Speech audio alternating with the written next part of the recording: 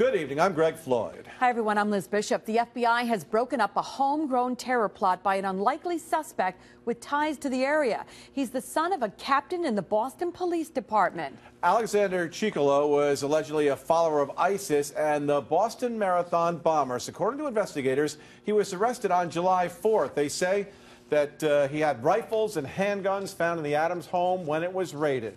The FBI search also found 2 machetes, a long curved knife, and some partially constructed Molotov cocktails. Court papers say he planned to use the cache of weapons in an ISIS-inspired attack at a state university that would include executions of students broadcast live via the internet. Sources say Ciccolo's father alerted authorities last fall that his estranged son had a long history of mental illness and had become obsessed with Islam. Brennan Lewis is live at Adams tonight near the home that was raided. Brennan, some residents initially thought this was a meth lab bust.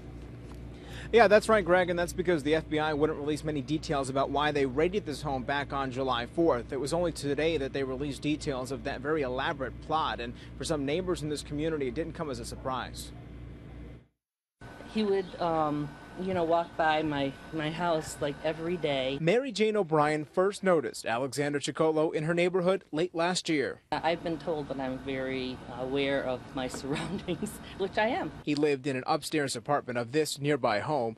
O'Brien says he would frequently wear traditional Islamic garb and appear distant. And I kiddingly said to my husband, "Do you think he's a terrorist?" Then she started seeing strange cars, later identified as undercover police officers, parked on the street. Being there for hours and hours, and it just was suspicious to me. So I inquired and, was told that it's okay. The FBI says Ciccolo was plotting a terror attack in his home on behalf of the terror group ISIS. He planned to target an unidentified state university with a pressure cooker bomb purchased from the Walmart in North Adams. His goal was to kill innocent non-believers of Islam. Agents say he was already making Molotov cocktails and planned to use them later this month. I don't know why, I just knew.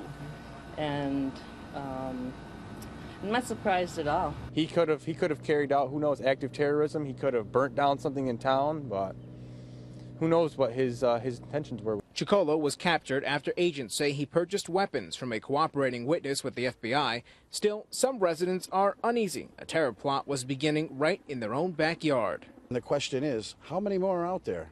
They don't work alone. How many more are in our town that are doing this, or any towns?